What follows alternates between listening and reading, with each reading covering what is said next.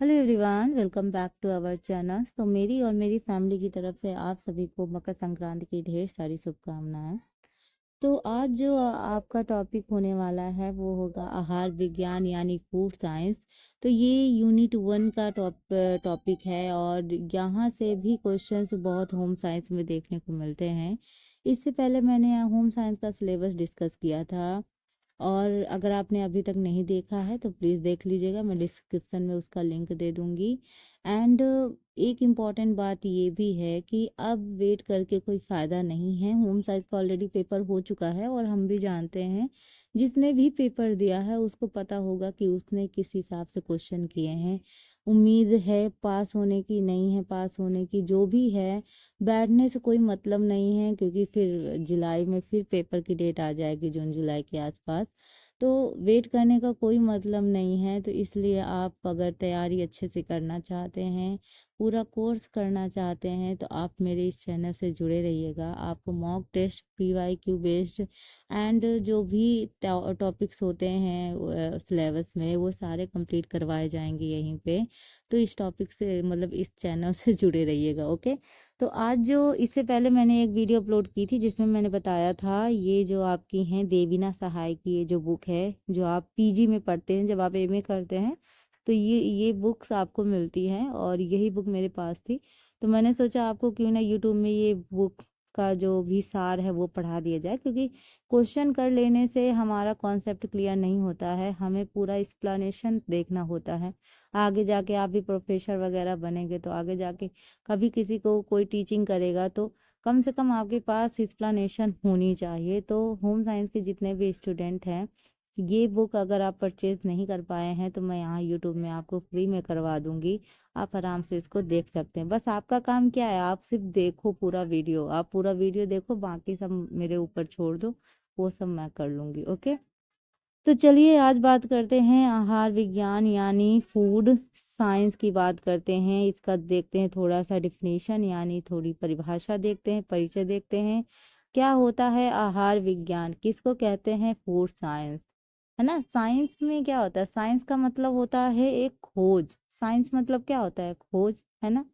अब फूड मतलब जानते हो, भोजन, आहार, ठीक है।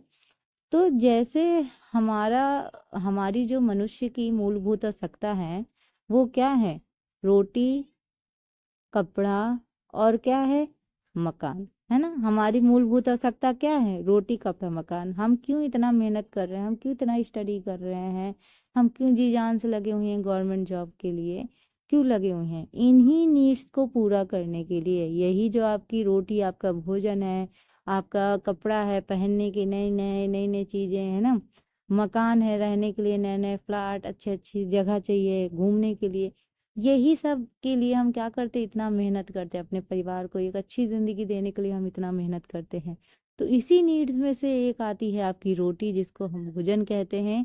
ये मनुष्य की मूलभूत आवश्यकता है। जैसे हम जल के बिना और वायु के बिना जीवित नहीं रह सकते भाई, सांस लेने के लिए हमें वायु की, ऑक्सीजन की ज़रूरत होती है और पीने के लिए हमें पानी की ज़रूरत होती है। प्यासे हम रह नहीं सकते। कुछ टाइम के लिए हो भी सकता है कि हम भोजन के बिना रह लें, लेकिन उसके बाद पॉसिबल नहीं है। तो उसी प्रकार क्या कहते हैं, इसकी भी हमें ज़रूरत होती है। तो भोजन क्या करता है, हमारे शरीर को ऊष्मा और कार्य करने के लिए ऊर्जा प्रदान करता है। क्या प्रदान करता है, ऊर्जा प्रदान करता है। ये शरीर की वृद्धि भी करता है, विकास भी करता है।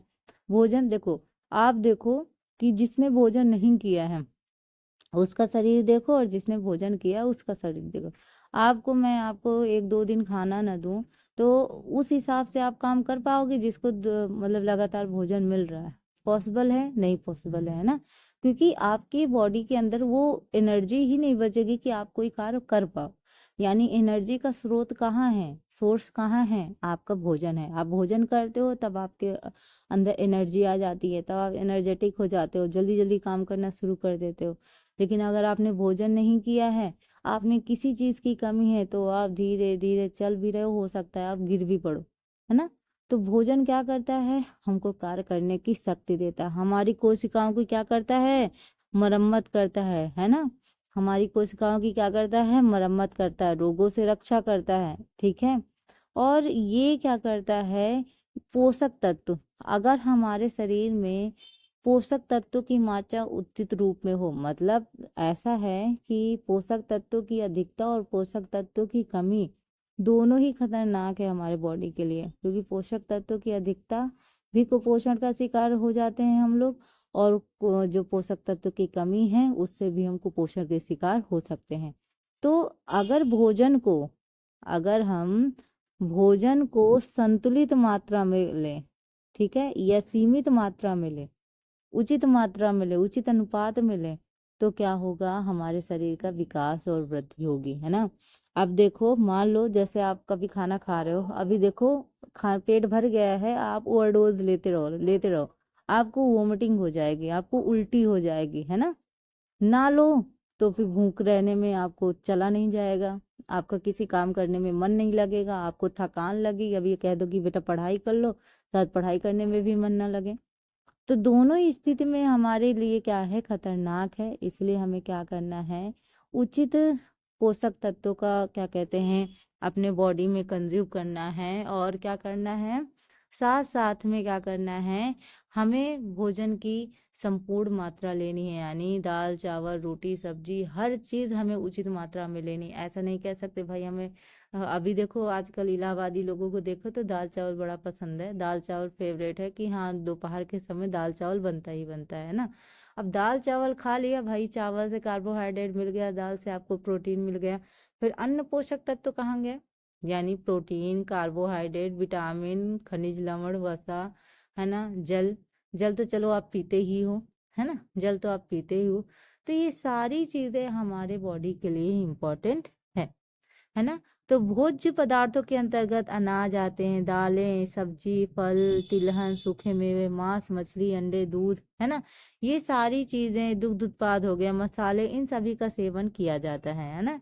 और ये एक दूसरे से पूर्णतः क्या होते हैं, भिन्न होते हैं, ये बात भी याद रखिएगा। तो खाद्य विज्ञान के अंतर्गत हम क्या करते हैं कि भोज्य पदार्थों में हो रही मिलावट, अब आजकल आप देख रहे हो इतनी ज्यादा में मिलावट हो गई है कि मुझे लग रहा है नेचुरल चीज हम तक पहुंचती ही नहीं है। हम तक पहुंचने से पहले इतनी सारी चीजें हो जाती हैं कि उसमें इतने सारे केमिकल्स का यूज हो जाता है, इतनी सारी चीजें का यूज होता है। अब देखो लौकी ही देखो, सुई लगा लगा के लौकी को इतना लंबा कर देते हैं कि वो मतलब अब देखो बेचना है उनको, वो मतलब अपना जो नेचुरल प्रोसेस कर रही है, वो जो नेचुरल तरीके से बढ़ रही है। आप गांव में देखिएगा आपको इतनी बड़ी बड़ी लौकी नहीं मिलेंगी, नॉर्मल रहती है उसका साइज। अब शहरों में देखो बाजारों में देखो तो इतनी बड़ी बड़ी मिलती है कि ऐसा लगता है कि पहली बार आपने देख रखा है। मतलब मैं कोई भी सब्जी की बात कर दूं, बहुत सारी ऐसी सब्जियां हैं जिनको केमिकल्स डाल के सुई के द्वारा क्या करते हैं कि उनको बड़ा किया जाता है। यहाँ तक कि अगर आप दूध की भी बात करेंगे, दूध में भी पाउडर मिलाया जाता है, वो एक आता है पदार्थ जिससे क्या होता है, दूध का जो मतलब दूध अगर मान लो दूध में पानी मिलाओगे तो वो समझ में आ जाएगा, लेकिन मतलब जैसे हल्का वाइट वाइट नहीं रहेगा, लेकिन उसमें वो पाउडर टाइप मिला देते हैं जिससे दूध बिल्कुल सफेद जैसा लगता है। और आजकल भैंसों में भी यही हो गया है कि उनको सुई इंजेक्शन लगा लगा के क्या कहते हैं वो उत्पादन उनका बढ़ाया जाता है। तो ये जो चीजें हो गई हैं जो हमको नेचुरल तरीके से नहीं प्राप्त हो रही हैं, जिनमें बहुत सारी मिलावट हो जा रही है चीजों में, ये हमारे शरीर के लिए बहुत ज्यादा नुकसानदायक है। भाई क्या किया, वो जो बेचने वाला है उसने तो बेच दिया, अपना काम कर लिया, अपना मुनाफा कमा लिया, भुगते कौन, हम लोग, है ना। तो इसी वजह से कहा जाता है कि जितनी ज्यादा नेचुरल चीजें आप ले सकते हैं, अपने घर में उगा सकते हैं, घर में बना सकते हैं, उतना ज्यादा बनाइए। बाजारों से रंग बिरंगी मिठाइयाँ लेके और अलग अलग तरह की चीजें लेके आप अपने आप को तो बर्बाद करिए। और यही पता है एकदम से नहीं होता है कोई चीज, धीरे धीरे धीरे धीरे करके आप बीमारियों का शिकार होते हो, है ना। तो यहाँ क्या है, मिलावट, है ना, उसकी रोकथाम, खाद्य परिरक्षण, खाद्य को कैसे सुरक्षित रखा जाए, किन विधियों का इस्तेमाल किया जाए कि खाद्य लंबे समय तक सुरक्षित रहे, संरक्षण, भोजन संवेदी विश्लेषण और भोजन संदूषण का भी अध्ययन किया जाता है। तो ये हमारे खाद्य विज्ञान के अंतर्गत आता है। अब बात करेंगे खाद्य विज्ञान आहार विज्ञान के अध्ययन का महत्व क्या, यानी importance of studying food science. यानी क्या है, इसके अंतर्गत हम क्या करते हैं, भोज्य पदार्थों के उत्पादन, परिष्करण, संग्रहण, यातायात और विपणन संबंधी सारे मतलब आयामों का अध्ययन करते हैं। जैसे मान लो कि हम भोजन का उत्पादन कर रहे हैं ना, कोई चीज हम उगा रहे हैं, है ना। उगाने में अब किस मिट्टी का इस्तेमाल हो रहा है, हम किसी चीज को उगाते हैं, पहले उसकी मिट्टी देखते हैं, वहां की जलवायु देखते हैं, हर चीज देखते हैं ना, उसका उत्पादन करते हैं। उत्पादन करने के बाद हम उनमें कौन से खाद, क्या यूरिया का इस्तेमाल कर रहे हैं, किन चीज़ों का इस्तेमाल करके हमको वो कर रहे हैं, वो जो आपका खाद्य उत्पादन हुआ है उसको बाजारों तक जो जिस यातायात के माध्यम से हम लेके जा रहे हैं, है ना, जहाँ पे उनके विपणन यानी गिरने का वो जगह है वो कैसी है, ये सारी चीज़ें हम क्या किसमें सीखते हैं, आहार विज्ञान में सीखते हैं। ठीक है।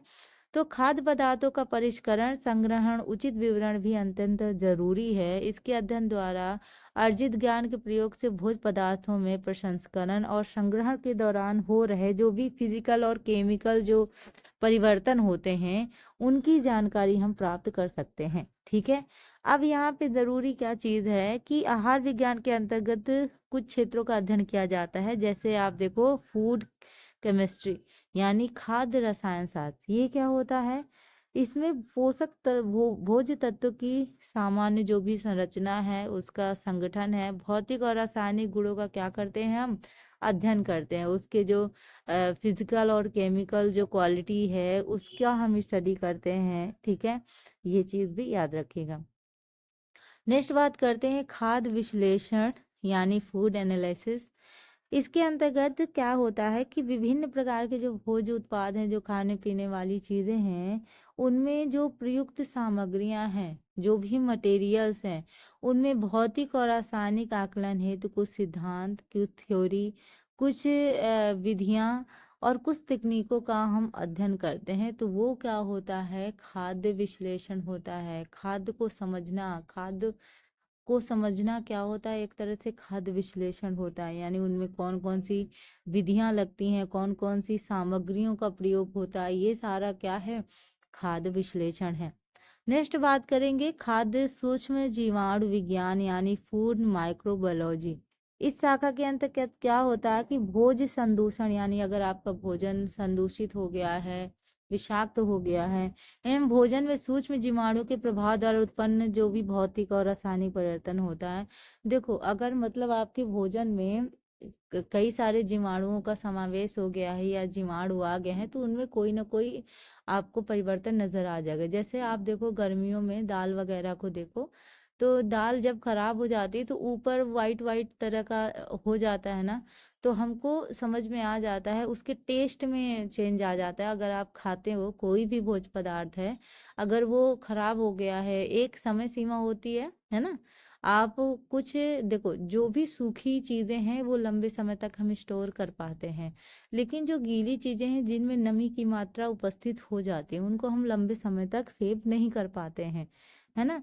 लिक्विड फॉर्म वाली जो चीजें होती हैं उनका आपको कम समय के लिए ही वो सुरक्षित हो पाती हैं, अदरवाइज नहीं। अब जैसे मान लो हम मेवे वगैरह, अनाज वगैरह हम सालों साल भी रख लेते हैं। अनाज वगैरह होता है सालों साल हम सेव करके रख लेते हैं, है ना। लेकिन जो मान लो लिक्विड चीजें हैं जिनमें नमी की मात्रा उपस्थित हो गई, उनको लंबे समय तक सुरक्षित नहीं रखा जा सकता, है ना। तो अब देखो, मान लो दाल बनाया, उसका कलर चेंज हो गया, कुछ और मटेरियल सब्जी वगैरह या भी जो भी मैं कह दूं लिक्विड फॉर्म में, अगर आप उसका कहो तो उसके टेस्ट में भी अंतर आ जाएगा, उसके आपको आप देख के भी पता कर सकते हो। और उसमें कुछ फफूंद, जैसे अचार है, अचार में भी देखो नमी वगैरह हो जाती है, वायु अंदर प्रवेश कर जाता है, तो उसमें फफूंद की तरफ पड़ जाती है, वाइट वाइट पड़ जाता है, तो हमको समझ में आता है कि अब ये भोज्य पदार्थ खाने लायक नहीं है, अब हम इसको खा नहीं सकते, है ना। तो ये सारे परिवर्तन उसमें देखने को मिल जाते हैं। नेक्स्ट बात करेंगे, इसमें देखो क्या होता है कि इसमें हम क्या करते हैं, पैकेजिंग का भी ध्यान रखते हैं। अगर मतलब किस हिसाब से पैकेजिंग हुई है, खाद्य प्रसंस्करण की बात करें यानी फूड प्रोसेसिंग एंड प्रिजर्वेशन की बात करें, तो इसके अंतर्गत कच्चे भोज्य पदार्थों के गुणों के अध्ययन के साथ ही भोज्य संस्करण के सिद्धांत, विधियां और तकनीकों का भी हम क्या करते हैं, अध्ययन करते हैं। इसमें क्या होता है कि परिष्करण की जो भी विधियां हैं, उनके उत्पादों की गुणवत्ता, क्वालिटी क्या है, उस पर प्रभाव, और नई पैकेजिंग की जो विधियां हैं उनका क्या प्रभाव है, इसके बारे में हम डिटेल से मतलब अध्ययन करते हैं। नेक्स्ट बात करें खाद्य संबंधी स्वच्छता यानी फूड हाइजीन की, अगर बात करें तो अगर आप खाना बनाते हो तो उसमें स्वच्छता का ध्यान देना बहुत जरूरी है। जो भी खाना बना रहा है, अगर आप उसमें सफाई का ध्यान नहीं देते हो तो फिर वो क्या हो जाता है, भोजन दूषित हो जाता है। ठीक है। तो अगर स्वच्छता के साथ अगर चीजों को बनाया जाए तो वो और आपके लिए बेनिफिशियल है। अगर आपने स्वच्छता के साथ चीजें नहीं बनाई तो वो आपके शरीर को और ज़्यादा हार्मफुल कर सकता है। तो इसमें क्या होता है कि भोज्य पदार्थ उत्पादन के समय आवश्यक स्वच्छता संबंधी नियमों एवं उनके प्रभाव का अध्ययन उपरोक्त शाखा के अंतर्गत किया जाता है। नेक्स्ट बात करेंगे खाद्य प्रौद्योगिकी क्या होता है। खाद्य प्रौद्योगिकी यानी फूड इंजीनियरिंग क्या होती है। इसके अंतर्गत और भी कारक है, जैसे खाद्य प्रसंस्करण उत्पादन से संबंधित जो भी टेक्निक्स हैं उनकी स्टडी होती है। उत्पादन से संबंधित यंत्रों और संयंत्रों का अध्ययन होता है, किन चीज़ों का हम यूज़ कर रहे हैं। उत्पादन से संबंधित आवश्यक जो भी सामग्री का इस्तेमाल करते हैं उत्पादन के समय, उनके बारे में हम अध्ययन करते हैं। ठीक है। नेक्स्ट अगर बात करें तो आहार वैज्ञानिकों के कार्य क्या है, यानी फंक्शंस ऑफ फूड साइंटिस्ट, है ना। तो देखो आप जानते हो कि बहुत सारे वर्तमान समय में अगर आप देखोगे कि भारत में लगभग 40,000 से अधिक व्यक्ति क्या हो रहे हैं, हर वक्त कुपोषण के कारण मौत का शिकार हो रहे हैं। 40,000, है ना। तो आप समझोगे लगभग 70 लाख तो कुपोषण के शिकार हो चुके हैं, लेकिन 40,000 हैं ऐसे जिनको कुपोषण से मौत हो चुकी है। कुपोषण क्या है, भोज्य पदार्थों की आवश्यकता से अधिकता और आवश्यकता से कम, दोनों ही स्थिति किसका कारण बन जाती है, इस कुपोषण का कारण बन जाती है। तो कुपोषण में आपने देखा होगा कि बच्चे का जो तंत्र जैसे होता है कि एक कंकाल तंत्र नहीं है, मतलब आपके बॉडी में एक भी मतलब मांस ना पड़ा होना, ओनली ओनली हड्डी दिखाई देना, उस तरह का शरीर हो जाता है। तो बच्चों को ये ज़्यादा इफेक्ट करता है कुपोषण। स्टार्टिंग में अगर आपने स्वच्छता का ध्यान नहीं रखा, ठीक है। अब देखो इसके कई सारे कारण, अगर मैं कुपोषण के कारण की बात करूंगी तो सबसे पहले अज्ञानता। अज्ञानता, और आप कहोगे जनसंख्या वृद्धि। जिस हिसाब से इंडिया की ज- जनसंख्या चीन को भी पीछे छोड़ दी है ना। जनसंख्या ज्यादा होने का मतलब क्या हो जाता है कि बहुत ज्यादा, अब जैसे मान लो आपके घर में कमाने वाला एक इंसान है और खाने वाले 10 इंसान हैं। क्या एक कमाने वाला इंसान 10 लोगों की आवश्यकताओं की पूर्ति कर पाएगा? नहीं कर पाएगा। तो हमारे क्या होता है, बहुत ज्यादा इनकम है तो वो अलग बात है, लेकिन अब जो हमारी मिडिल क्लास फैमिली होती है, उनमें अगर 10 लोग हैं तो दो दो लोग तो कम से कम कमाने के लिए चाहिए, ताकि वो उनकी नीड्स को फुलफिल कर सकें। तो जनसंख्या वृद्धि से क्या होता है, संख्याएं ज्यादा है, हमारे पास सुविधाएं कम है, हमारे पास मटेरियल्स कम है। उन अभी आप देखो झोपड़पट्टी वालों को देखो किस तरीके का जीवन वो जीते हैं, मतलब नालियों की बगल में रहते हैं। सॉरी। पूर्ण रूप से उनको भोजन मिलता है नहीं मिलता, हो सकता है एक दिन खाते हो दूसरे दिन भूखे रहते हो। तो वो किस तरीके से अपना गुजारा करते हैं, क्योंकि अब देखो कि जो रोजगार और जिस तरीके से आपकी महंगाई बढ़ रही है और जिस तरीके से मजदूर काम करते हैं, मुझे नहीं लगता कि इस तरह की महंगाई में वो अच्छे से मतलब चीजें खरीद पाते होंगे। आप समझ रहे हैं मेरी बात को। तो ये जनसंख्या वृद्धि भी एक कारण है कुपोषण का। ठीक है।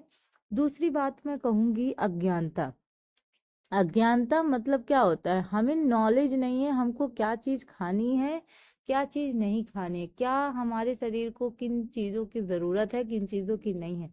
हम आजकल क्या कर रहे हैं, जंक फूड इतना खा रहे हैं, कितना खा रहे हैं, बहुत ज्यादा।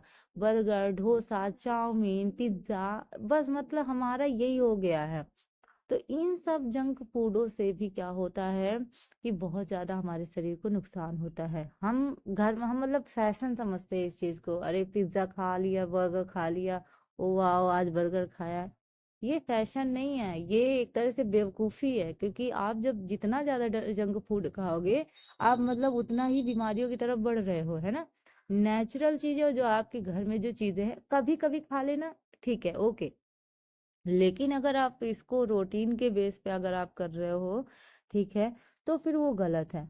तो अज्ञानता में क्या होता है कि हमें वो नॉलेज नहीं है, हमें किन पोषक तत्वों का मतलब इस्तेमाल करना है भोजन के रूप में, किन पोषक तत्वों को हमको कंज्यूम करना है, कितनी मात्रा में करनी है, वो सब नॉलेज ना होने पर भी हमको पोषण के शिकार हो सकते हैं, ठीक है। ये भी कारण है। दूसरा है अस्वच्छता। अस्वच्छता भी क्या है, कुपोषण का कारण है। साफ सफाई ना करके खाना, गंदगी के साथ भोजन परोसना, खाना, ये सारी चीजें क्या करती है, कुपोषण को फैलाती हैं, ठीक है। तो कुपोषण से बहुत से लोगों की मृत्यु भी हो रही है। मुख्य रूप से इसका कारण गरीबी और अज्ञानता दोनों चीज बताई गई। भाई गरीबी की वजह से क्या होता है, हमको सुविधाएं, वो हमको वो भोज्य पदार्थ उपलब्ध नहीं हो पाते, हम वो भोज्य पदार्थ ग्रहण नहीं कर पाते। भाई गरीबी की वजह से उनको एक वक्त की रोटी मिल जाए वही बड़ी बात है। वो और चीजें कैसे खा पाएंगे, है ना। उनको रोटी ही मिल जाए तो अलग चीज है। अब रोटी में क्या है, कार्बोहाइड्रेट वगैरह मिल गया, अब उनको और फल वगैरह हर चीज की जरूरत होती है हमारे बॉडी को, है ना। तो हमारी बॉडी को जितनी भी पोषक तत्वों की जरूरत होती है, वो पोषक तत्व जब हमारे पूरे नहीं हो पाते तो हम इसी तरह की बीमारियों का शिकार हो जाते हैं। इसमें जैसे क्वाशियोर मेरास्मस जैसे रोग भी हो जाते हैं, ठीक है। तो यहाँ जो मैंने आपको बताया, तो ये कुपोषण हो गया। तो उत्पादन, प्रसंस्करण, संग्रह और वितरण की नवीन तकनीकों की सहायता से कम लागत वाले पौष्टिक जो भोज्य पदार्थों का उत्पादन किया जाता है, ठीक है, ताकि वो जनसंख्या तक पहुंचाया जा सके, अधिक से अधिक जनसंख्या तक वो चीज़ पहुंचाई जा सके, ठीक है। कम लागत वाले पौष्टिक भोज्य पदार्थों का उत्पादन क्या है, आहार वैज्ञानिकों द्वारा विभिन्न पौष्टिक उत्पादों जैसे सूखे दूध पाउडर हो गया है, सूखी मछली का पाउडर हो गया, और विभिन्न और भी बहुत सारी चीजें हैं जिसमें प्रोटीन, ऊर्जा, कुपोषण आदि स्थितियों में अत्यंत क्या होती है, मदद करती है, लाभ पहुंचाती है। तो राष्ट्रीय पोषण संस्थान हैदराबाद द्वारा विभिन्न संपूरक और स्थापित भोज्य पदार्थों का निर्माण किया गया। केंद्रीय खाद्य तकनीकी शोध संस्थान यानी CFTIRI मैसूर द्वारा विभिन्न भोज्य पदार्थों जैसे बालाहार, फलहार, साथुमाऊ, फल, अनाज, इनसे संबंधित कई सस्ते और पौष्टिक व्यंजन विकसित किए गए हैं, ताकि देखो वो चीज़ें भी अवेलेबल हो रही हैं जो सस्ती मात्रा में कोई व्यक्ति ले पाए, है ना। और इसी वजह से ये BPL वगैरह के कार्ड भी बनते हैं, ताकि जो गरीबी रेखा के नीचे आते हैं तो वो क्या होता है, उनको जो चावल, गेहूं वगैरह, चीनी, है ना, ये जो जितनी सारी चीजें मिलती है वो कम से कम अपनी जो भोजन की नीड है उसको पूरी कर पाए, है ना। इसको रोकने के लिए कई सारे भी उपाय किए जाते हैं, ठीक है। नवीन एवं परिवर्तित पौष्टिक महत्ता वाले भोज्य पदार्थों का विकास। तो आहार वैज्ञानिक वर्तमान युग में परिवर्तित पौष्टिक महत्ता वाले भोज्य पदार्थों का विकास कर रहे हैं। इसमें क्या होता है, विशेषकर कम कैलोरी और अधिक विटामिन एवं खनिज लवणों से युक्त भोज्य पदार्थों का क्या होता है, विकास होता है, जिनमें कम कैलोरी और अधिक प्रोटीन मतलब विटामिन मिले, अधिक खनिज लवण मौजूद हो, ऐसे पदार्थों का विकास किया जा रहा है, ठीक है। अधिक कैलोरी युक्त भोज्य युक्त सामग्री के स्थान पर कम कैलोरी युक्त पदार्थों के द्वारा प्रयोग देखो, अधिक कैलोरी युक्त जो होता है ना, वो भी हमारे शरीर के लिए हार्मफुल है, वो भी हमारे शरीर के लिए खतरा है। तो उदाहरण के लिए अगर कहें हम, तो कार्बोनेटेड पदार्थों में शर्करा के स्थान पर कम कैलोरी युक्त स्पार्टेम एवं सैकरीन आदि का क्या हो रहा है, प्रयोग किया जा रहा है। तो स्पार्टेम कैलोरी मूल्य क्या होता है, में शर्करा के जैसा ही होता है ये, लेकिन ये शर्करा से 200 गुना अधिक मीठा होता है। मतलब जितना शक्कर आपकी मीठी होती है उससे 200 गुना ज्यादा मीठा, समझ लीजिए। मतलब आपके मुंह पे ही इतनी ढेर सारी मिठास आ गई होगी, है ना। अतः कम मात्रा में प्रयुक्त किए जाने पर यह कम ऊर्जा प्रदान करता है। अगर आप इसको कम मात्रा में लेते हो तो ये आपको कम ऊर्जा प्रदान करेगा। अधिक मात्रा में लोगे तो अधिक ऊर्जा प्रदान करेगा, मतलब शर्करा से भी 200 गुना ज्यादा क्या है, अधिक मीठा है। ठीक। नेक्स्ट है असामान्य परिस्थितियों हेतु भोज्य पदार्थ, यानी अंतरिक्ष यात्री में अंतरिक्ष यात्रियों को विषम परिस्थितियों में स्वयं को स्वस्थ रखना होता है। जो अंतरिक्ष वगैरह में जाते हैं उनको स्वयं को स्वच्छ रखना पड़ता है, और उन विशिष्ट परिस्थिति हेतु भोज्य पदार्थों का निर्माण आहार वैज्ञानिक एक समक्ष एक चुनौती का कार्य है। भाई उनके लिए ऐसे आहार, मतलब आहार उपलब्ध किए जाए ताकि वो आराम से कंज्यूम भी कर पाए और उनको एनर्जी भी दे, है ना।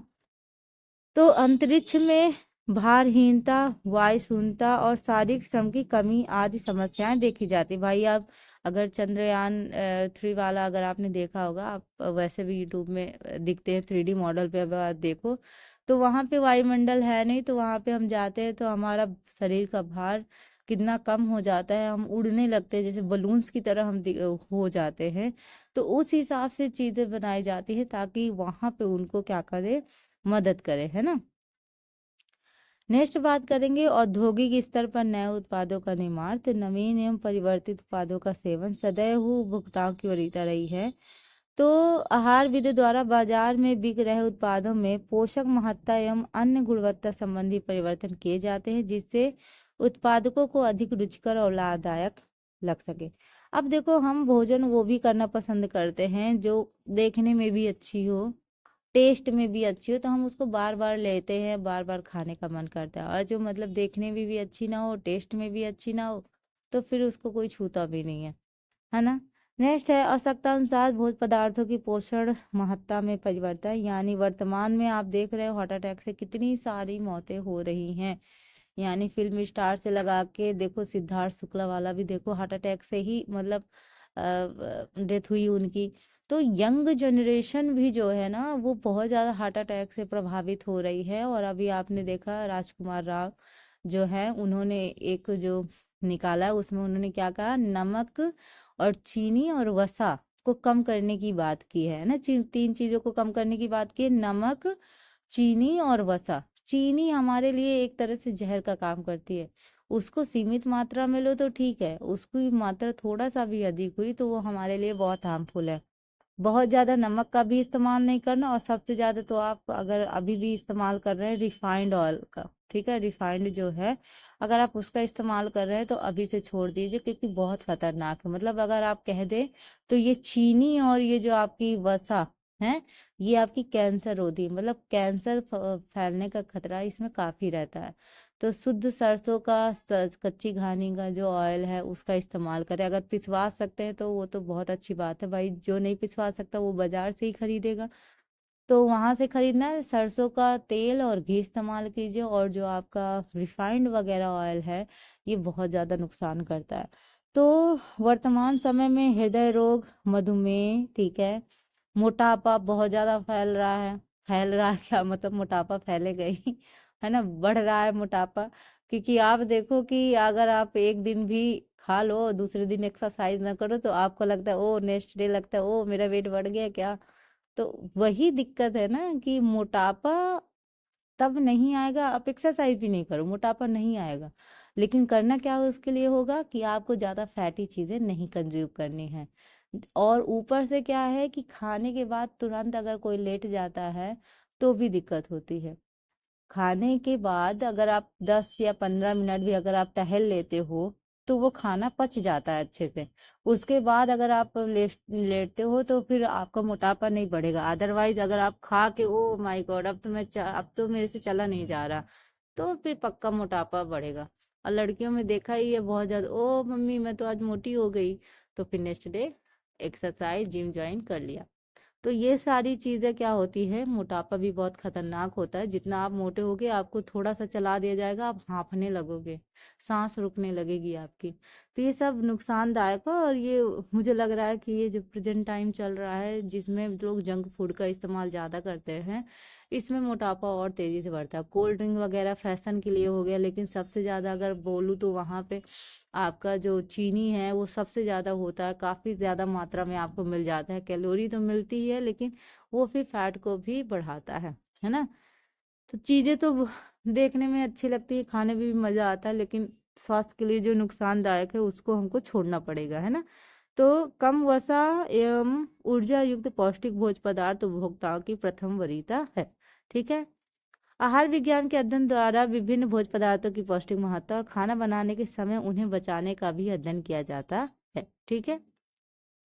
अब देखो बहुत सारे लोग क्या होते हैं कि अट्रैक्ट करने के लिए लोगों को, जो आपके ग्राहक हैं उनको अट्रैक्ट करने के लिए बढ़िया मिठाइयों में अलग अलग तरह के कलर्स का इस्तेमाल करेंगे। रंग बिरंगी मिठाइयाँ है ना, आपने देखा होगा बाजारों में रंग बिरंगी मिठाइयाँ। वो जितने मिठाइयों में जितने भी केमिकल्स और जितने भी वो कलर्स का इस्तेमाल किए जाते हैं, ये सब बहुत नुकसानदायक है। तो बाजारों से ऐसी चीजें बिल्कुल ना खरीदे, ये आपके स्वास्थ्य के लिए अच्छी नहीं है। अब बात करते हैं भोजन के कार्य यानी फंक्शंस ऑफ फूड, है ना। भूख शांत करने के लिए हमें भोजन की जरूरत होती है, और इनमें 6 मुख्य पोषक यानी पौष्टिक तत्व हैं। वो कौन कौन से? प्रोटीन। प्रोटीन क्या करता है? हमारे शरीर की वृद्धि और हमारी कोशिकाओं की क्या करता है? मरम्मत करने का कार्य करता है। कार्बोहाइड्रेट प्रोटीन होता किस में है? दालें वगैरह में आपकी प्रोटीन वगैरह होती हैं। ठीक है, और भी चीजें हैं। कार्बोहाइड्रेट आपके शरीर में क्या करता है? ऊर्जा ऊर्जा का काम करता है, यानी आपके शरीर को ऊर्जा प्रदान करने का काम करता है। यानी 1 ग्राम कार्बोहाइड्रेट से 4.1 कैलोरी ऊर्जा आपको प्राप्त होती है। 1 ग्राम कार्बोहाइड्रेट से लगभग कितनी? 4.1 कैलोरी ऊर्जा आपको प्राप्त होती है। होता कि इसमें है, चावल है आपका, चीनी वगैरह है, इन सब में क्या होती है? कार्बोहाइड्रेट वगैरह होती है। अब बात करूंगी लिपिड की, यानी वसा या चिकनाई युक्त, जैसे आपका घी हो गया, आपका तेल हो गया, ये सब क्या है? आपका वसा है। वसा में क्या होता है आपका? इसमें फैट बहुत जल्दी बढ़ता है ना, ये बहुत मतलब खतरनाक। अगर आप, मैं इसको कहती हूँ, 1 ग्राम कार्बोहाइड्रेट से कितना? 9.0 कैलोरी ऊर्जा आपको प्राप्त हो जाती है। ठीक है। अब बात करूं अगर मैं जल की, तो जल क्या काम करता है? ये भी ऊर्जा प्रदान करता है ना, ये भी ऊर्जा प्रदान करता है, ये भी ऊर्जा प्रदान करता है, लेकिन वसा का अत्यधिक मात्रा में सेवन कर लेने से आपको नुकसान ज्यादा होता है। बात करते हैं नेक्स्ट, आपका है जल। जल ही जीवन है, हमने पढ़ा है, जल के बिना हम जीवित नहीं रह सकते हैं, है ना। तो जल क्या करता है? हमारे शरीर में जो भी वर्ज्य पदार्थ है उन्हें मूत्र और पसीने के द्वारा क्या करता है? बाहर निकालने का काम करता है।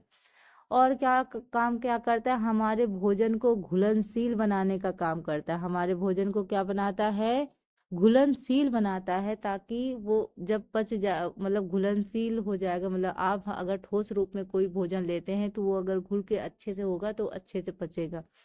नेक्स्ट क्या करता है? ये हमारे शरीर के तापमान को नियंत्रित करने का काम करता है। आप देखो, कोई थका हारा आ रहा है, किसी का ब्लड प्रेशर हाई हो रहा है, उसको पानी दे दो या पानी में नमक चीनी डाल के दे दो तो उसका टेम्परेचर मेंटेन हो जाता है, वो नॉर्मल हो जाता है ना। तो पानी के कई सारे कार्य हैं। बात करते हैं विटामिन की, बात करते हैं कई सारे vitamin, vitamin A B C D E और के आपके विटामिन है। अलग अलग विटामिनों के अलग अलग कार्य है, अलग अलग विटामिनों से अलग अलग रोग भी पैदा होते हैं। तो विटामिन हमारे क्या करता है? रोगों से रक्षा करने का काम करता है। रोगों से क्या करता है? हमारी रक्षा करने का काम कौन करता है? विटामिन करता है।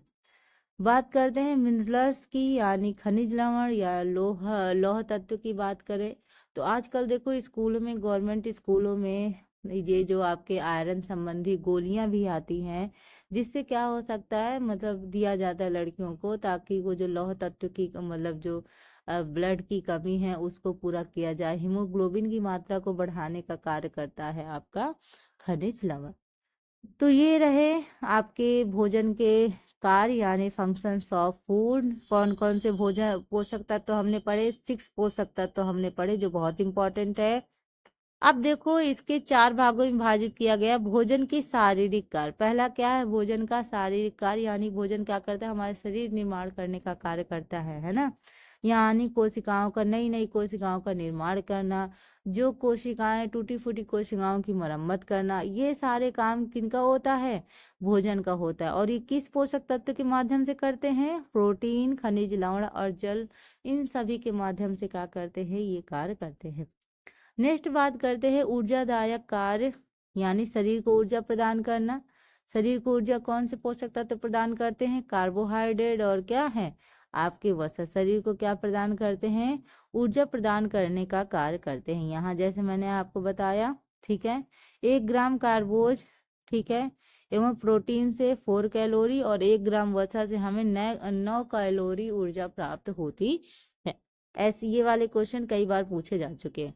रोग रोधन क्षमता उत्पन्न करने का मतलब क्या है, शरीर को सुरक्षा प्रदान करना, है ना, यानी इम्यूनिटी सिस्टम डेवलप करना। आप देखो जब हमें कोरोना हुआ था, तो कोरोना, ठीक है, कोरोना कोरोना है ना, तो कोरोना जब हमको हुआ था, तो कोरोना उन लोगों को ज्यादा इफेक्ट किया है जिनके अंदर इम्यूनिटी सिस्टम कम था, मतलब रोगों से लड़ने की क्षमता कम थी, उनको बहुत जल्दी इफेक्ट किया। लेकिन जिनमें रोगों की क्षमता, लड़ने की क्षमता ज्यादा थी, जैसे अभी तक जो छोटे बच्चे थे, आपने देखा होगा कि छोटे बच्चों को कोरोना नहीं हुआ था, जबकि बूढ़े और यंग जनरेशन को हुआ था, है ना। छोटे बच्चों में देखो उनमें इम्यूनिटी सिस्टम अच्छी खासी थी, इसी वजह से उनको नहीं हुआ, अदरवाइज उनको भी हो सकता था, है ना, क्योंकि ये इफेक्ट बहुत ज्यादा फैल गया था। तो इसी वजह से क्या है, हमारे शरीर में अगर हमारे अंदर, जैसे कह दो कि 2 कीड़े हैं, एक हमारे बॉडी के अंदर है और एक हमारे बॉडी के बाहर, ठीक, बाहर वाला तो हम सभी जानते हैं, अंदर वाला कोई नहीं जानता। अब देखो बाहर वाला जब कीड़ा अंदर वाले, मतलब हमारे अंदर प्रवेश करता है, तो अंदर वाले कीड़े और बाहर वाले कीड़े के बीच क्या होता है, फाइट होता है, मुकाबला होता है। अगर बाहर वाला कीड़ा अंदर वाले कीड़े से जीत गया, तो हम क्या हो जाते हैं, रोगी हो जाते हैं, हमें कोई ना कोई बीमारी हो जाती है। लेकिन अगर अंदर वाले कीड़े ने फाइट करके बाहर वाले कीड़े को मार दिया, तो इसका क्या मतलब हुआ, हम सुरक्षित है ना, हमें कोई भी, मतलब बाहरी आक्रमण भी अगर हमारे बॉडी में हो, तो भी हम उससे बच सकते हैं। और ये होगा किस वजह से, जब हम अच्छी, मतलब पोषक तत्व वाली चीजें खाएंगे, अपने हेल्थ का बखूबी ध्यान रखेंगे, वो चीजों से ये इम्यूनिटी सिस्टम डेवलप होती है, ठीक है। नेक्स्ट बात करेंगे मानसिक कार्य, यानी स्वस्थ शरीर में स्वस्थ मस्तिष्क का क्या होता है, वास होता है। यानी अगर शरीर स्वस्थ है तो हम अच्छी अच्छी चीजें सोचते हैं, हमारा दिमाग भी अच्छे से काम करता है। शरीर बेकार है तो गलत गलत निगेटिव निगेटिव चीजें भी हमारे दिमाग में आती रहती है। तो शारीरिक अस्वस्थता रहने पर मस्तिष्क की एकाग्रता, चिंतन, निर्णय लेने की क्षमता बनी रहती है। हमारा शरीर स्वस्थ है तो हमारा मस्तिष्क भी अच्छे से काम करता है, तो हम अच्छे से हर चीज कर पाते हैं। दिमाग, कोई चीज, कोई कार्य करना है, कुछ चीज करनी है, हर चीज में हम अव्वल नंबर पे फर्स्ट ही रहते हैं, ठीक है। नेक्स्ट बात करेंगे सामाजिक कार्य, यानी सामाजिक संबंध बढ़ाने के लिए भोज्य समारोह का आयोजन किया जाता है।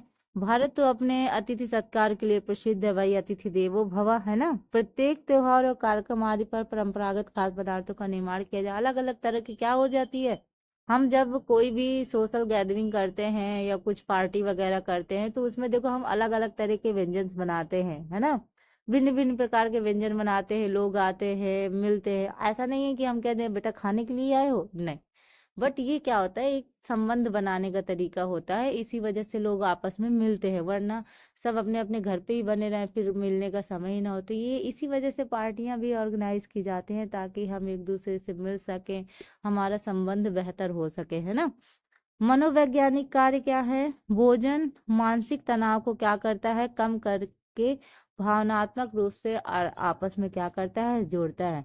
कहते हैं कि होता है, कुछ लोग कहते हैं कि पेट से रास्ता होके जाता है ना, तो वैसे वाला चीज हो जाता है कि जैसे अगर हम उनको भोजन अच्छा अच्छा खाने को देते हैं, तो एक तरीके से अच्छा लगता है। और कभी कभी कुछ भोजन ऐसे भी होते हैं ना, कि अगर आप गुस्सा भी होते हो, उसको खा लेते हो, तो बहुत सुकून मिल जाता है ना। होते होंगे, जैसे आजकल लड़कियों का है फेवरेट, चाउमीन, मैगी, 2 मिनट में, क्या सच में 2 मिनट में मैगी बन जाती है, किसने बनाई है भाई। अच्छा स्वादिष्ट भोजन परोसना उस व्यक्ति के प्रति विशेष स्नेह, आकर्षण और लगाव का प्रतीक होता है। अब देखो भोजन परोसने का भी तरीका डिफरेंट होता है। अब देखो जैसे मान लो कोई अतिथि बैठे हुए हैं। अब अगर आप भोजन क्या कहते हैं बिना मन के परोस रहे हो तो खाने वाला भी दुखी हो जाएगा। खिलाने वाला मतलब जैसे आप परोस रहे हो, अब आप मन से नहीं परोस रहे, जबरदस्ती दे रहे हो किसी को, मतलब बिना मन से कि अरे कहाँ से आ गया, कहाँ खाने को आ गया, तो वो फिर ना वो जो खाने वाला इंसान है उसके पेट के अंदर भी वो ठीक से नहीं जाएगा, वो ठीक से खाएगा। लेकिन अगर आप सम्मान तरीके से अच्छे से पूछ पूछ के हर चीज अगर आप करते हो तो वो बहुत अच्छा लगता है। लोग कहते हैं अरे वाह कितना अच्छा है ना। वो तो हम लोग घर से अपने मम्मी पापा से सीखते ही हैं कि अतिथियों का स्वागत कैसे किया जाता है, कैसे सत्कार किया जाता है, ताकि जो भी अतिथि आए हमसे खुश होके ही जाए, है ना। अब देखो यहाँ पे भोज वर्ग यानी फूड ग्रुप की बात करेंगे। तो फूड ग्रुप में देखो आपके 5 वर्गों में इनको विभाजित किया गया है, और भोजन के जो 6 पोषक तत्व हैं जैसे कार्बोज, प्रोटीन, वसा, खनिज, लवण और विटामिन और जल, ये क्या करते हैं विभिन्न सारी आवश्यकताओं क्रियाओं की क्या करते हैं पूर्ति करते हैं। तो इन्हीं के बारे में आज थोड़ा सा देखेंगे। देखो इधर दिया हुआ है भोज वर्ग यानी फूड ग्रुप, और इधर उनके क्या है पौष्टिक तत्व, है ना, किनमें कौन कौन सी चीजें होती है। जैसे अनाज और उनके उत्पाद गेहूं, चावल, रागी, बाजरा, मक्का, ज्वार में क्या क्या होता है पौष्टिक पौष्टिक तत्व, ऊर्जा, प्रोटीन यानी कार्बोहाइड्रेट आप कह सकते हो, वसा है, विटामिन है, लौह तत्व है और रेशा भी इसमें होता है। बात करें दालें वगैरह फलियों वगैरह की, बात करें चना, छोला, राजमा, सोयाबीन वगैरह की बात करें तो इनमें प्रोटीन भी होता है, वसा भी होता है, बी समूह के विटामिन होते हैं और कैल्शियम, लौह तत्व और रेशा भी होता है।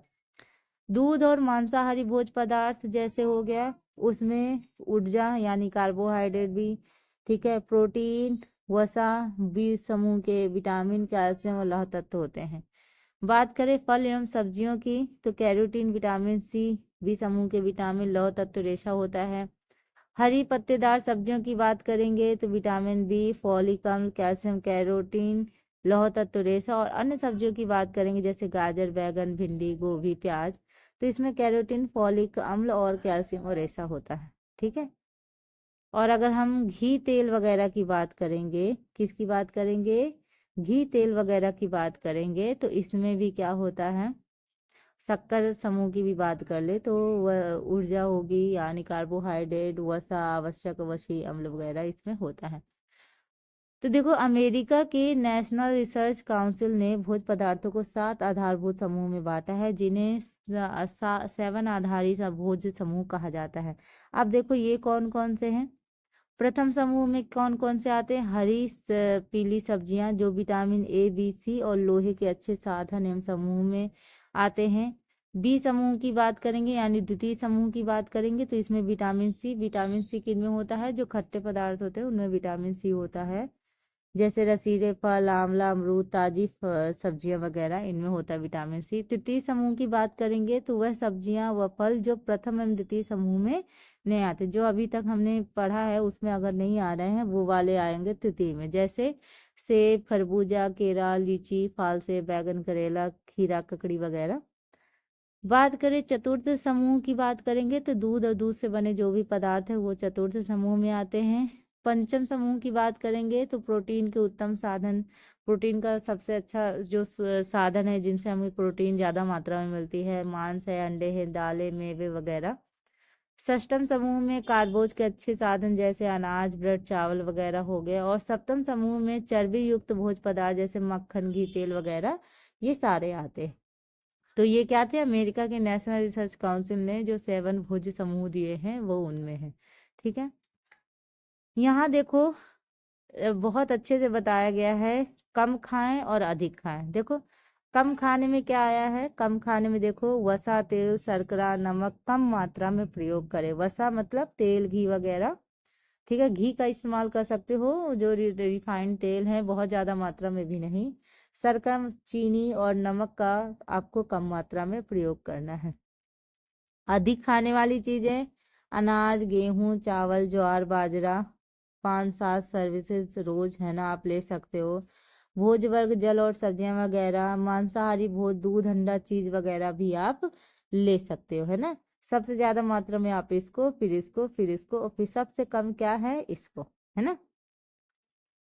अब भोजन को पकाना, उसके महत्व, कुकिंग एंड इट्स इम्पोर्टेंस। अनेक भोज्य पदार्थ जैसे फल, सब्जी और सूखे मेवे आदि हम लोग कच्चे ही खा लेते हैं। आप देखो फल वगैरह होता है, उनको पकाने की, कुछ ऐसे भोज्य पदार्थ है जिन्हें पकाने की जरूरत नहीं पड़ती है, जिनको हम कच्चे भी खा सकते हैं। लेकिन कुछ ऐसे भोज्य पदार्थ है जिन्हें पकाने की जरूरत होती है, उनको हम कच्चा नहीं खा सकते। जैसे चावल वगैरह है, अब गेहूं वगैरह है, आप इसको कच्चा थोड़ी ना चबा सकते हो। लेकिन आजकल के बहुत दानों लोग हो गए हैं, ये चावल को भी कच्चा खा जाते हैं। हमारे यहाँ स्कूल की कुछ लड़कियां थी, वो चावल मिलता था तो चावल को ही कच्चा खा जाती थी। मतलब ये पेट दुखने लगेगा ना अगर आप ऐसे भोज्य पदार्थों को कच्चा खाओगे, जो शायद हमारे पेट में जाके पच ना पाए ठीक से, तो वो फिर आपके पेट को दिक्कत करेगा, आपके स्टमक में पेन होने लगेगा, है ना। तो कुछ ऐसे भी पदार्थ होते हैं जिनको कच्चा खाया जाता है, कुछ ऐसे पदार्थ होते हैं जिन्हें अगर हम बिना पकाए खाएंगे तो वो शायद हमारे स्वास्थ्य के लिए सही नहीं होंगे, पच भी नहीं पाएंगे, है ना। तो खाने के स्वाद एवं गुणवत्ता में वांछित परिवर्तन, खा पकाने से खाने की संरचना, स्वाद और दुगंध में वांछनीय, मतलब सुगंध अच्छी आने, देखो खाना पकाते हो ना तो टेस्ट भी अच्छा हो जाता है ना, स्मेल भी अच्छा करता है। तो कुछ कुछ तो भोजन ऐसे होते हैं जिनको स्मेल सूंघ के ही हमको लगा, ओह वाह कितना अच्छा होगा, है ना। सोचो खाने से पहले ही हमको इतना अच्छा लग रहा है, सोचो खाने के बाद कितना अच्छा लगेगा, वो चाहे खाने के बाद अच्छा हो ना। लेकिन कुछ ऐसे भोज्य पदार्थ होते हैं जिनको अगर हम पकाते हैं तो वो स्मेल में ही इतने अच्छे लगते हैं, कितनी अच्छी सुगंध आ रही है ना। तो वो जो चीजें होती हैं वो भी बहुत अट्रैक्ट करती हैं चीजों को, है ना। तो जैसे चावल, गेहूं, अन्न, जो अनाज है उनको पकाकर उनका स्वाद और कई गुना बढ़ाया जा सकता है। सब्जियां, मांसाहारी पदार्थों को मसालों आदि के द्वारा पकाएंगे तो उसमें स्वाद, सुगंध और उसका जो कलर है, वो जो स्ट्रक्चर है, वो जो बनावट है, वो भी क्या हो जाता है, चेंज हो जाता है। पाचनशीलता में भी वृद्धि हो जाती है। अगर आप भोज्य पदार्थों को पका के खाते हैं तो वो जल्दी पच जाता है। लेकिन अब इसमें भी कई सारी विधियां हैं, किन विधियों द्वारा अगर आप पका के खाते हैं तो आपके शरीर के लिए और लाभदायक हैं, तो वो भी हम आगे जाके पढ़ेंगे, ठीक है। तो जैसे अनाज है, दालें हैं, मांसाहारी पदार्थ हैं आदि कच्चे नहीं खाए जा सकते, ठीक है। अब मांस वगैरह, दालें, अनाज वगैरह आप कच्चे नहीं चबा सकते हो, उनको आपको पकाना ही पड़ेगा, है ना। तो इसी प्रकार अनाज, दालें और सब्जियां आदि के रेशे मुलायम पड़ जाते हैं, जिससे उन्हें आसानी से हम चबा के खा सकते हैं अगर आप उनको पका देते हो, है ना। हानिकारक जीवाणुओं का नाश, तो कुछ ऐसे जीवाणु हैं जिनको अगर आप पका देते हो तो पकने के माध्यम से वो जीवाणु नष्ट हो जाते हैं और आपके शरीर को नुकसान नहीं पहुंचाते। जैसे अगर हम कहेंगे कि भोजन पकाने में कुछ जीवाणु लाभदायक होते हैं, जैसे दही, चीजें, ब्रेड आदि के निर्माण में जीवाणु का प्रयोग वांछनीय है ना। परंतु कुछ जीवाणु जैसे क्लास्ट्रीडियम, वोटुलम और सल्मोनेला आदि विशेष रूप से खाद्य संक्रमण और खाद्य विषाक्तता यानी भोजन को खराब कर देते हैं। कौन से, ये क्लास्ट्रीडियम, वोटुसम और सल्मोनेला, ठीक है। पकाने पर उष्मा के प्रभाव से हानिकारक रोगाणु क्या हो जाते हैं, नष्ट हो जाते हैं। जब गर्मी मिलती है, उष्मा मिलती है, ताप मिलता है, तो वो क्या हो जाता है, वो जो जीवाणु हो जाते हैं जो हानिकारक है, वो सब क्या हो जाते हैं, नष्ट हो जाते हैं। पोषक तत्व की उपलब्धता में भी क्या हो जाती है, वृद्धि हो जाती है। जैसे दालें, सोयाबीन आदि में टिप्सिन इनहिबिटर नामक विषाक्त तत्व पाए जाते हैं, अतः इन पदार्थों को बिना पकाए खाने पर इनका पाचन सुगमता से नहीं हो पाता। किनकी बात कर रहे हैं, दाल और सोयाबीन वगैरह, जिनमें प्रोटीन अच्छी मात्रा में मौजूद होता है। पकाए जाने पर ये विषाक्त तत्व नष्ट हो जाते हैं, जिससे भोजन की जो प्रोटीन की उपलब्धता है वो क्या हो जाती है, बढ़ जाती है। कच्चे अंडे में पाया जाने वाला एविडीन, ये इंपॉर्टेंट है कि इसमें कच्चे अंडे में कौन सा पाया जाता है, एविडीन, और अनाजों में पाया जाने वाला फाइटिन भोज्य पदार्थ के अन्य पोषक तत्वों को अपने साथ क्या लेता है, बांध लेता है, ठीक है। विविधता में भी वृद्धि हो जाती है। हम कई मतलब भोज्य पदार्थों को हम अलग अलग तरह से पकाते हैं, है ना। कुछ को पकाकर खाते हैं, कुछ को अंकुरित, जैसे चना वगैरह है अंकुरित करके खाते हैं, खमीरी करके भी खाते हैं ना, बेसन बना के, जैसे विभिन्न जैसे दालें, सलाद, डोसा, इडली, ढोकला भाप द्वारा पकाते हैं। तो जो भाप द्वारा पकाई गई चीजें हैं वो हमारे शरीर को और फायदा करती हैं, हमारे शरीर को नुकसान नहीं पहुंचाती। वांछित पोषण की प्राप्ति पर अगर बात करें तो पकाने पर भोजन अधिक स्वादिष्ट हो जाता है और अधिक आकर्षक लगता, मतलब आपको अट्रैक्ट ज्यादा करता है ना, जिसे अधिक मात्रा में खाया जा सकता है ना। और सबसे ज़्यादा अधिक मात्रा में खाया जा सकता है अगर आप टीवी देख के अगर खाना खाते हो तो और ज़्यादा मात्रा में खाइए, ये एडवांस में न्यूज़ है। चलो नेक्स्ट बात करते हैं अनाक्सी कारक तत्वों की वृद्धि, यानी कुछ भोज्य पदार्थों में पाए जाने वाले अनाक्सी कारक तत्व, जैसे टमाटर में पाया जाने वाला लाइकोपिन पकने के बाद अधिक आसानी से शरीर द्वारा क्या हो जाता है, अवशोषित हो जाता है। तो याद रखिएगा टमाटर में कौन सा तत्व पाया जाता है, लाइकोपिन।